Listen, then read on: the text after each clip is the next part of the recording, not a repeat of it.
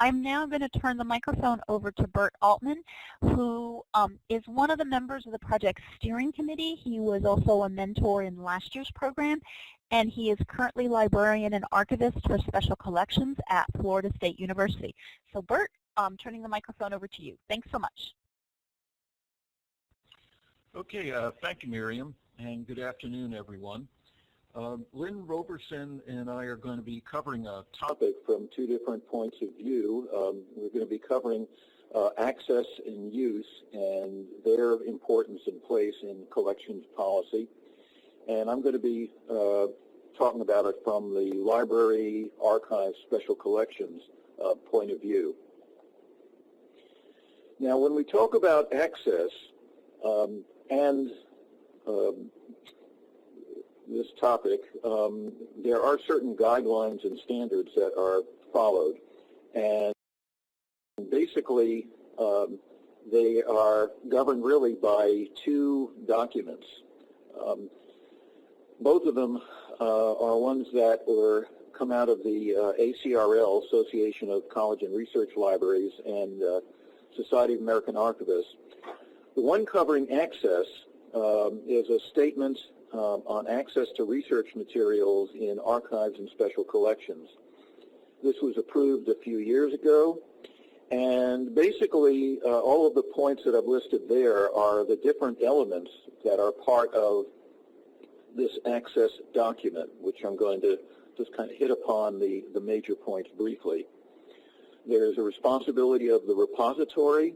There's a concept of intellectual access, as well as the rights to develop any restrictions, policies, fees and services that may be charged, and the importance of citations as well as copyright.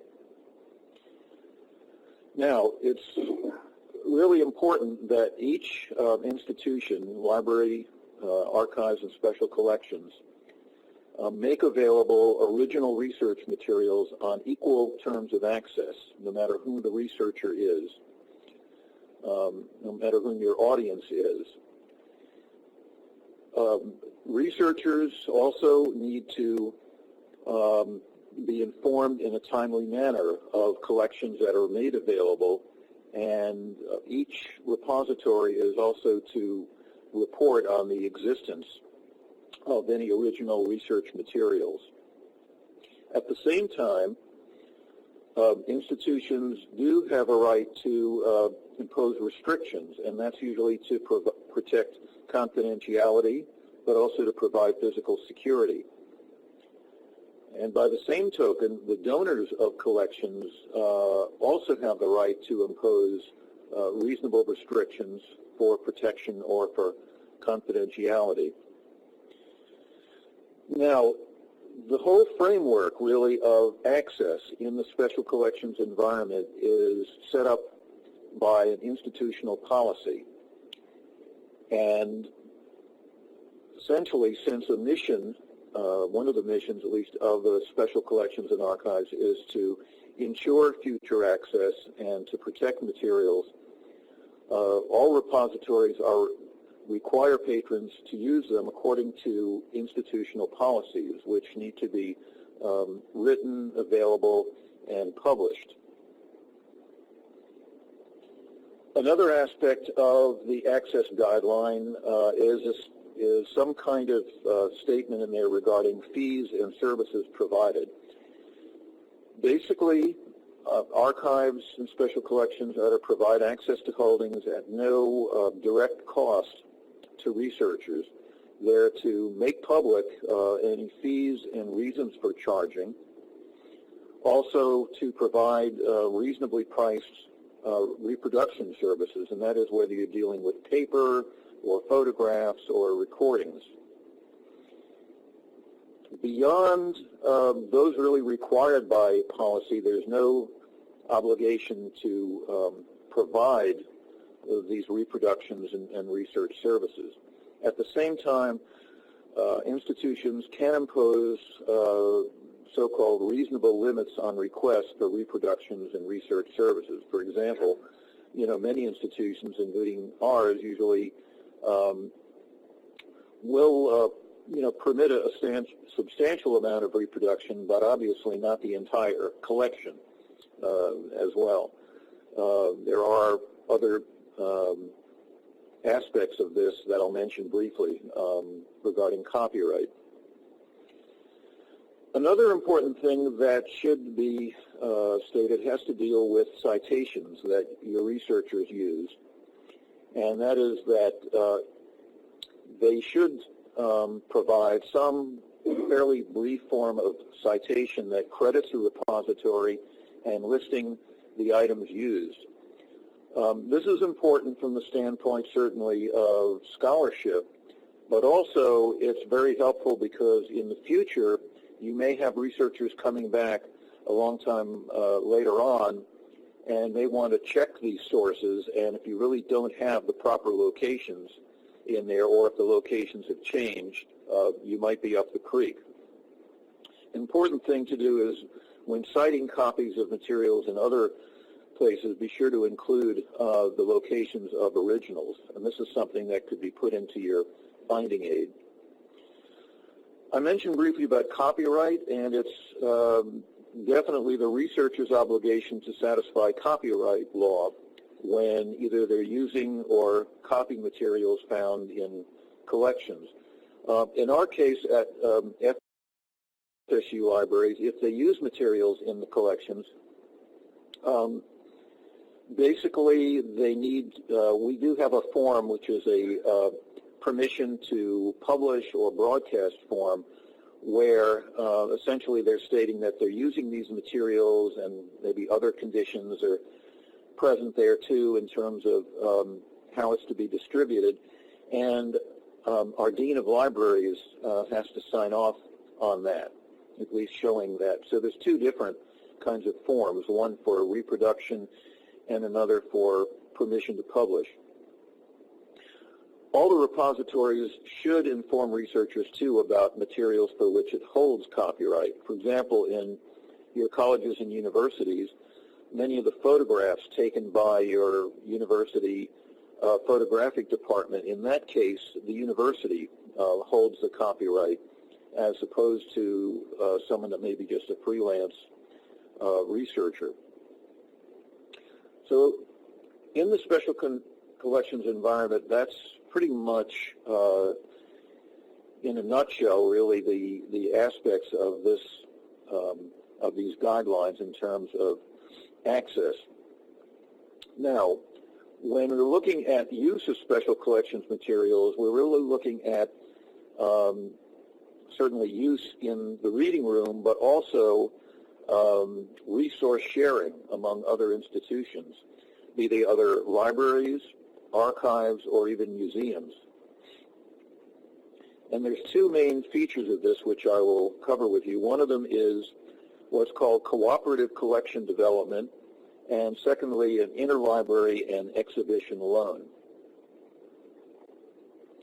Now, just what do we mean by cooperative collection development? These can range from any kind of activity amongst other institutions. It may be even within your own institution, but it could range from sharing the purchase of certain kinds of items, and this might be through some kinds of cooperative or consortial arrangement between different groups in the state. Another thing might be distributed collection development activities, where if the library or the archives wants to build up in a certain subject area, that responsibility might be shared amongst different departments, and we certainly do that at the FSU libraries between subject liaisons and people in cataloging and areas like those. Another example of that would be cooperation to complete a single project. For example, we at FSU Libraries, we just completed a major project in Wheating, collections in the science library for materials that were out of date or were now available electronically. Preservation is a good example of a cooperative project, and certainly cataloging. Cooperative collection development also has really a number of benefits to it, and I'll just mention a few of them. You have more systematic planning. You can eliminate a lot of repetitious work. And when you work amongst other people, you also can exercise more selectivity in these groups. Another benefit of cooperative development is because you're getting other people weighing in on the topic, you can result in improved staff knowledge. The second aspect of use and resource sharing is interlibrary and exhibition loan. And these two parts of this are all essentially part of a second guideline that was adopted more recently. This is the Association of College and Research Libraries and the Rare Books and Manuscripts section guidelines for interlibrary and exhibition loan of special collections materials. By the way, following the webinars, I'll put links to these two documents on the community site. These guidelines were approved more recently, really within the last couple of years. The purposes of the interlibrary and exhibition loan guidelines is to basically provide a structure for developing institutional policies, also to encourage and facilitate loans between different cultural institutions, between libraries, museums, archives, whose audiences are, in the case of archive special collections researchers, and in the case, of course, of museums, exhibit visitors. There are a few other examples of some of these purposes, too. One of them, at least, that staff that have responsibilities in interlibrary loans should jointly develop these policies and procedures. Now, there are guidelines for borrowing and lending institutions. If your institution is borrowing materials, you want to consult with a researcher. First, follow the lender's policy and consult with staff when preparing the request. You need to adhere to loan periods when returning materials as well. If you're a lender, when you're responding to a request, there's a need to consult with a researcher to determine whether any originals or reproductions are needed. And of course, when you're getting things ready to ship, you want to determine the best way to pack, ship, and document their condition.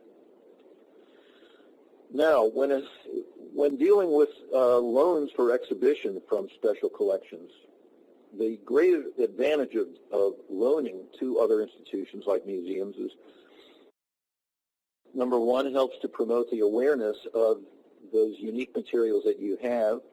It also helps to develop really new audiences as well, because people now really see the materials that you have. It's a great outreach tool. And that can also help contribute to scholarship. One thing that you will find is that the practices for borrowing and lending for exhibits are probably influenced more by museum loan policies, a number of which Stephanie, I think, alluded to this morning, that then by the interlibrary loan standards for research use. But the important thing is that if you're lending special collections materials, they may be exposed to different risks than just using them in the reading room. And with loaning materials to museums, again, there are guidelines for borrowing institutions, similar to interlibrary, to the other ones I mentioned. You need to be prepared to cover any of the costs. You want to be sure to insure, inspect on receipt, follow the loan agreements. and then insurance is important that you need to comply with, and then when returning materials, document their condition and return them according to the loan agreement. If you're a lender, then an important part of it is determining the loan conditions. You need to find out what all the potential costs are going to be of lending your special collection materials, whether they could be safely loaned, whether the facilities where they're going to be shown meets the standards of environment and security. And then, of course, it is a matter of preparing and delivering the materials, much like we did with, I mentioned just earlier, about documenting conditions. So those pretty much cover, I would say in a nutshell at least, the major points to consider in terms of providing access to library and special collections materials, as well as lending them to other types of institutions. Thanks.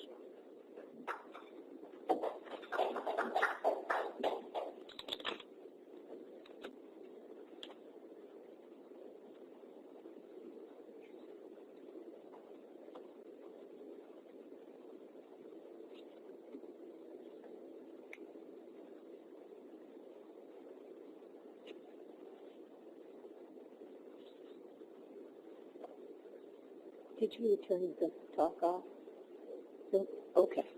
This is Lynn Robertson, and I'm talking about access and use from the museum point of view. The first thing that I thought of is, of course, why include a particularly use in the collections policy, because I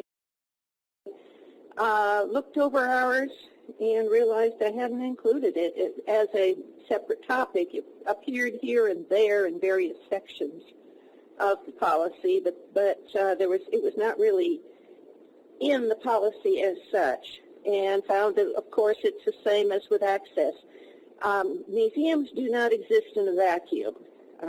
We are public trusts, and we're operated and maintained for the use and the benefit of whoever our audience is, our community. And if the museum isn't benefiting the community, why should the community support the museum?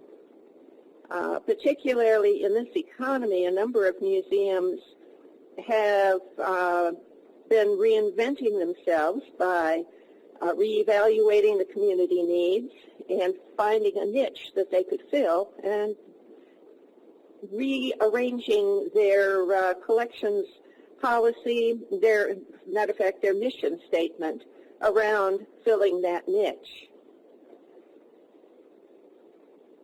And of course, once you do that, you need to write down, get your new mission statement going, get new standards written down. Once you have your standards written, then and set, you can have some kind of guidelines for what is acceptable and what isn't, whether or not you can actually live up to it sometimes.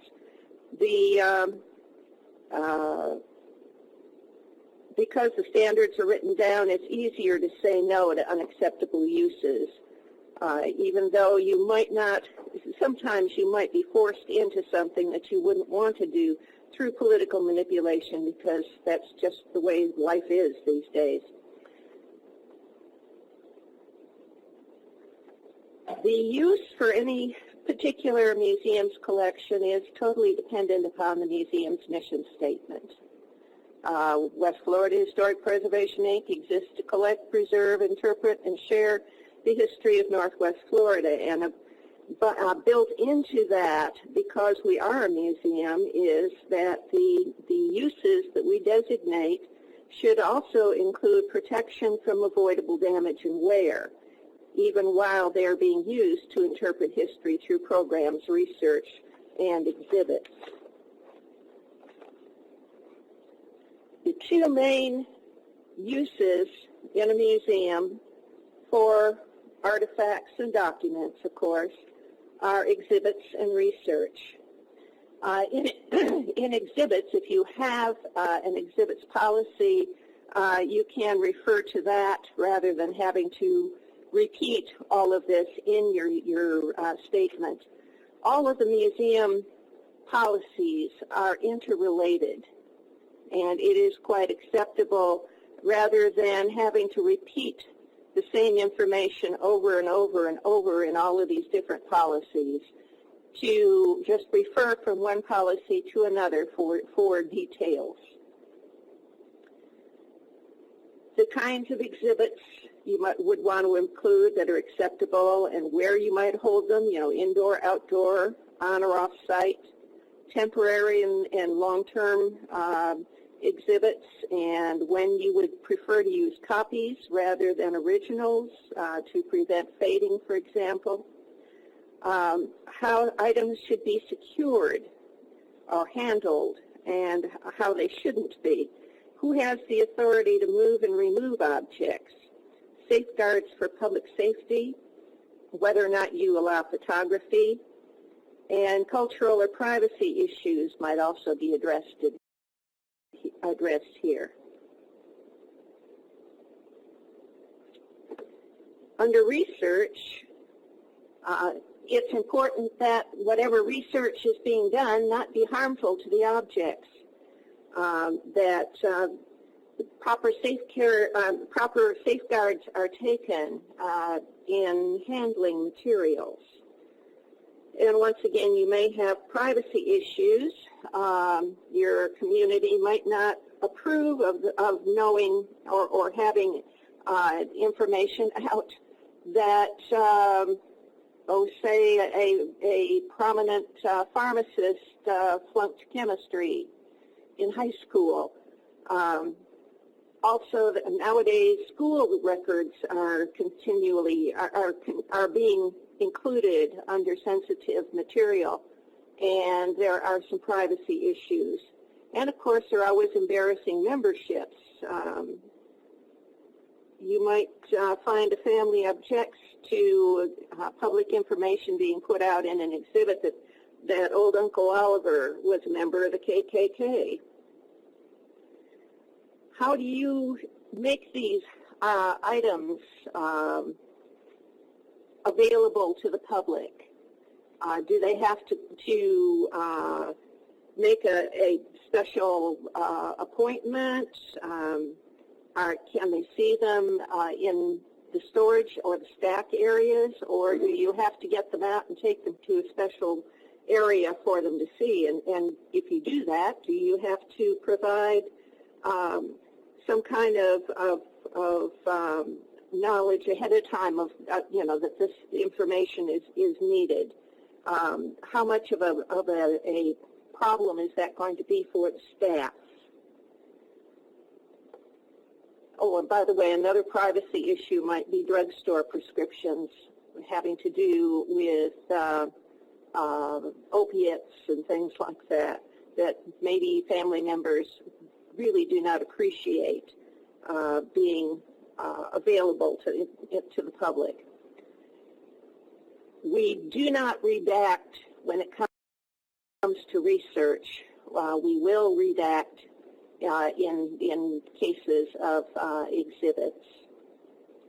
And of course, cultural restrictions. I'm glad that someone covered that very thoroughly earlier, because it's one of the things that, for the most part, we don't really have to worry about, except, of course, for things like embarrassing memberships. You need to decide and write down, again, where you have your storage or where you have your researchers allowed, and whether or not they can access material with a minimum of supervision or a lot.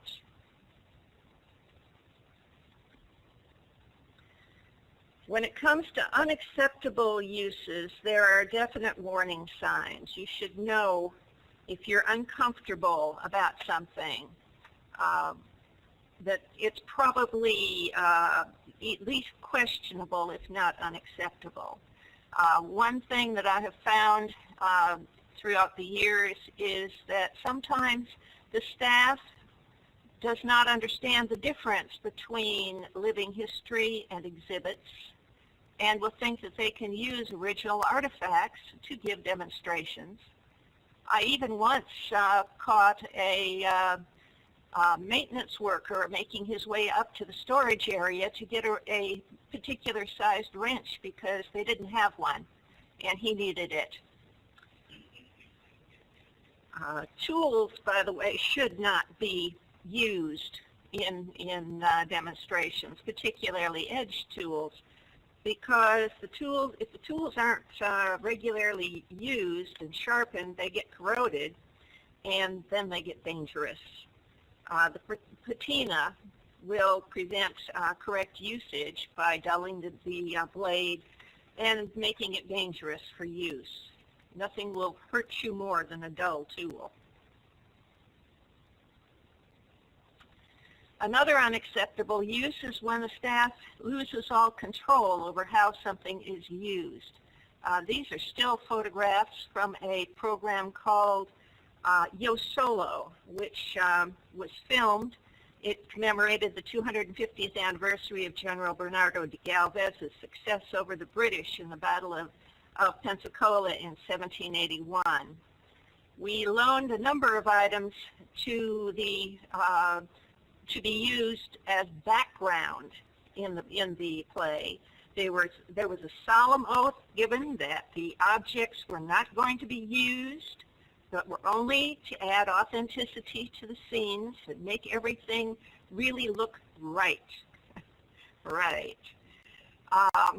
In reality, in a theater, you have to remember that the actor has totally different priorities, and chairs will get sat on. They will have their upholstery continuously rubbed by serving as clothing racks. People will lean against desks, sometimes sit on them. General Galvez actually stamped his foot on one of them. We had given them 3 different tables for use in this. One was a modern reproduction, one was a 50-year-old reproduction, and the other was an authentic 17th century table, and you can guess which one he stomped his foot on. Also, in the picture on the top left, just over his right hand, you'll see a little picture right in there. That, again, is an authentic artifact from the 17th or early 18th century. General Galvez not only picked it up using only the handle, he poured water out of it into a cup and drank it. I almost asked them who did the washing, but I was afraid they'd tell me somebody put it through the dishwasher. He also snapped up the telescope and snapped it open and then snapped it shut again. Notice that the person who made the promise that nothing would be touched, nothing would be used, was not the person who was doing the acting and the use. This is a clear sign that you've lost all control. It's unacceptable. Also unacceptable is when you have kind of iffy control. When our organization started back in the late 60s, they had absolutely nothing. In 1971, someone gave them a tremendous collection of reproduction and original furniture from the old Spanish village out on Santa Rosa Island from the quadricentennial. It was the quadricentennial village of 1959, celebrating the De Luna expedition of 1559. And of course, the first thing that people thought of back then was, oh goody, we don't have to buy any office furniture. one of the reasons I couldn't comment too much on Galvez's foot stomping of that desk, that table, was that when I first showed up at the museum in 1978, that was my first desk. I have since been able to get everything out of the actual offices of people so that I know no one's writing on these pieces of furniture. No one's putting their feet on them except Mr. Galvez. But I have not, because of a storage problem, been able to get them entirely out of the public areas. And these are some of the things that I hope my successor in a few months will be able to take care of when our storage situation eases with a new warehouse. I will say that the clerk's desk has never looked better because it did get repaired in order to be able to be used. And the Lewis Bear desk does have glass on the top, but still it's sitting right out there for people to sign in when they come into the archives, and they can bang their laptops into it and perhaps damage some of that lovely carving. Also, the Hoosier kitchen cabinet and the reproduction Spanish credenza.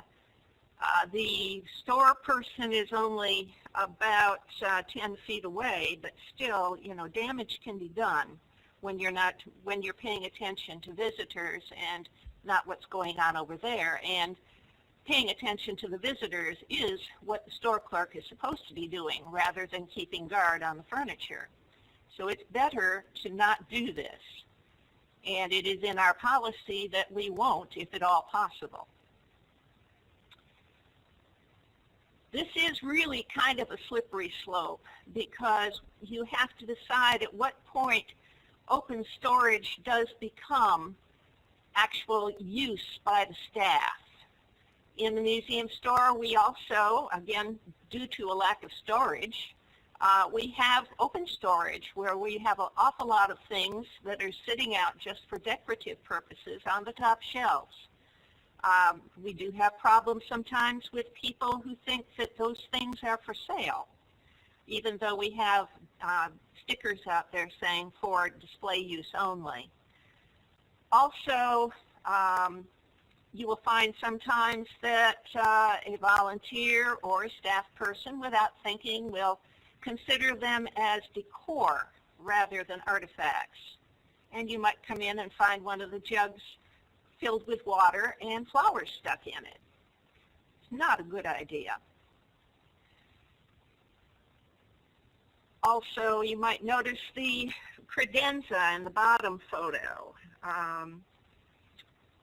I still haven't found out who decided that the credenza could hold the brochures, not only on the top, but they're stored on the inside so that the doors are opened frequently, adding to the wear. This is as I said, it's a slippery slope, and you just have to kind of try to keep an eye on things and gradually get them back out of the public areas and into formal display areas or into storage, where you be sure that they are actually being used in a proper manner. Sometimes people will contact the museum because they want to come in and use the museum as a background, either the exterior or the interior, in photo shoots and videos and things. And you have to decide whether or not this can be accomplished without harming the artifacts or the building. For this you need a contract. And you can write safeguards into the contract, including that a staff member must be present at all times and has the right to intrude and stop the session if the safety of the object or the building comes into question. Also, you should insist that all the film crew and cast be bonded. And things to consider for negotiating fees includes the staff time and the number of staff required, as well as the square footage that might be needed, and be sure to include the dressing rooms and things like that in that space requirement as well. You might make a difference. It might make a difference whether you are whether the people filming it is a nonprofit group or a for-profit. You might decide to charge a little bit more for the profit side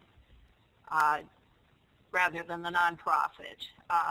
Also, you may need extra security or extra insurance, and if they're interfering with your open hours, it may affect your fee schedules or just be inconvenient for the public, and you should be compensated for that. The extra money would go to other types of programming that would be available for the public. There's also the need nowadays to increase your revenue, and one popular way of doing that is by renting out facilities for special events. And once again, you have a contract for this and a special events policy telling people what they can and cannot do in your building. For example, decorations should not be put up using tacks, nails, or staples. And also what they can or can't use within the facility. If you do this sort of thing, be sure to mention that glitter should not be used for decoration. It's just terrible trying to clean that up, even off of a bare concrete floor. We have one special collection. It's the Trader John collection, which was transferred to us by the University of West Florida Foundation. It is a collection which came out of a local bar that was heavily used by the naval flyers and associated crews from NAS Pensacola. Very popular with them. Almost anybody who was there at any time had traded for a drink with Trader John by giving him some form of memorabilia, photographs, artifacts, whatever. And these have come down now to us with the stipulation that if a particular restaurant was ever developed, that these items would be used in that restaurant as decor. Since many of them are in very poor condition and they're not necessarily museum quality, we had no problem with that, even though it was kind of against our general museum policy. So we've made up a special policy for this particular collection. I know sometimes people call this pimping the collection, but we are working right now to come to a plan with a proprietor of a restaurant who will pay a monthly fee for curatorial care to exhibit the collection in a non-museum setting, which is appropriate for the history of the collection. And we do have control, theoretically, at least since this is the first time we've ever done this, over how long items are on exhibit, individual items, and when they can be replaced with other items, since it's a fairly extensive collection, and exactly how the items can be exhibited. And again, this will be a thing for my successor to hammer out. For those of you who didn't know, I am retiring at the end of next month.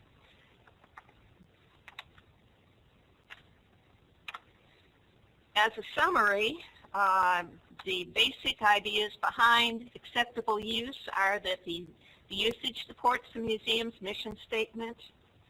The objects are appropriate for the desired audience and the use to which they're put. that the staff has control over how the objects are handled and used, and necessary security and climate control is provided for the objects. And basically, acceptable use should not give you that queasy feeling in the pit of your stomach that says you're not in control of how the artifact is being used or secured or cared for. If it doesn't feel right and it's not covered in a written policy, because new ideas on how museum objects can be used are coming up every day, especially when you least expect them. If something new comes up, say that this is something new for you and do lots of research. Check with AAM and see what they might have in the way of possible policies from other museums. Check with those museums and see how it has worked before you jump in. And interestingly enough, for the loaning out of museums to non-traditional sites, AAM does have a sample policy. Okay. Talking about access,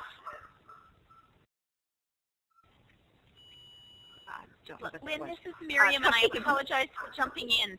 We're going to need to, I think you've got a couple more slides, and I'm just going to ask you to go through them a little bit quickly if you don't mind.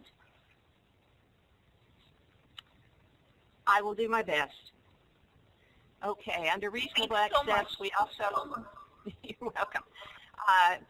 For reasonable access, you can look at it as what restrictions you've already created by imposing hours of operation and fee structure, and whether or not you have age or accompaniment restrictions. For example, our children's museums not only says no children without adults, but no adults without children for the safety of the children themselves. Reasonable access, you need to decide whether you can make things easily convenient for the handicapped or the disabled. Do you have lifts and ramps? Many of our buildings do not, because they're historic structures and they were grandfathered in before the Americans for Disabilities language was made into law.